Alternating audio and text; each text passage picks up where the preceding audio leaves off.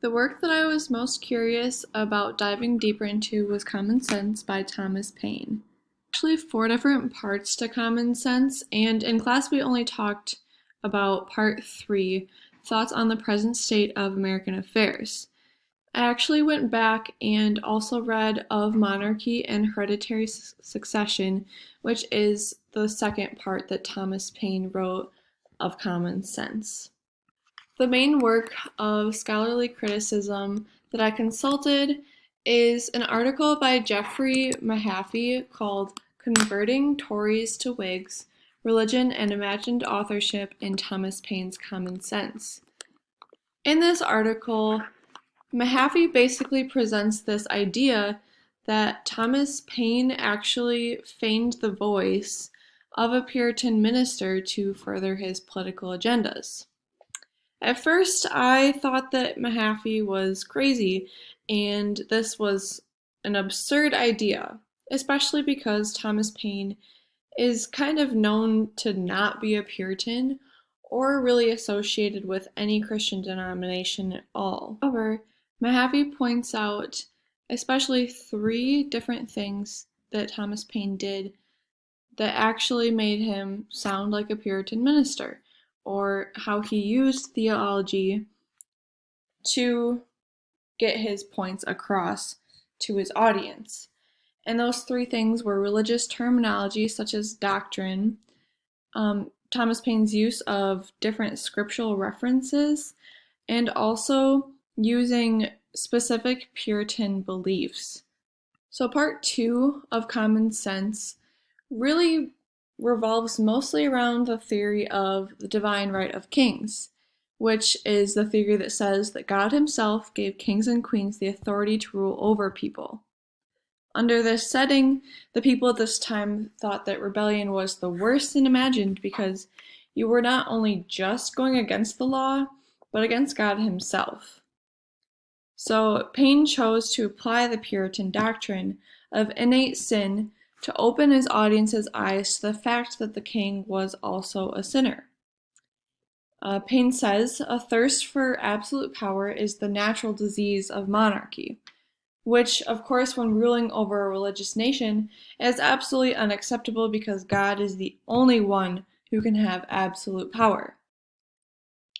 Mahaffey highlights this argument, saying that such an authority was of corrupt human origin rather than divine, as one of the key factors in Thomas Paine's success in converting the Reconciliationists.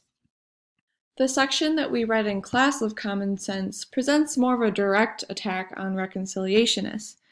Thomas Paine reminds them that most of the settlers actually fled from Britain for religious freedom.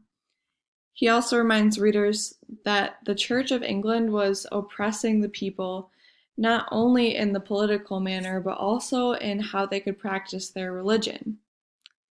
Paine says, the Reformation was preceded by the discovery of America, as if the Almighty graciously meant to open a sanctuary to the persecuted in future years, when home should afford neither friendship nor safety. By saying this, Paine is actually taking on more than a voice of a Puritan minister. He's actually kind of in a way speaking for God by suggesting that God wanted the colonists to be free from the British.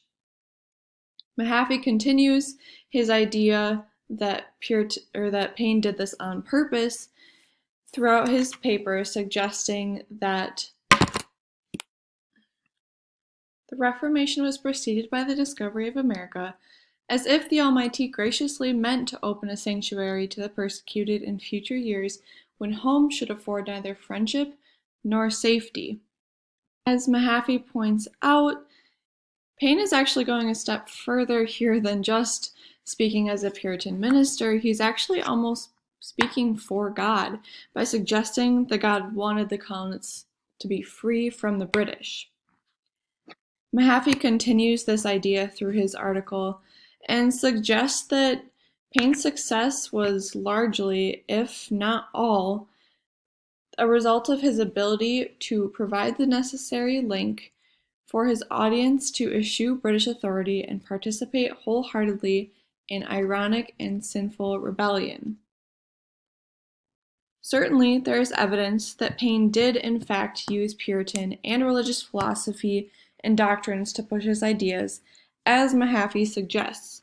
However, it's hard for me to say whether or not I think this would have been also successful if it had not been written using so much religious doctrine and philosophy.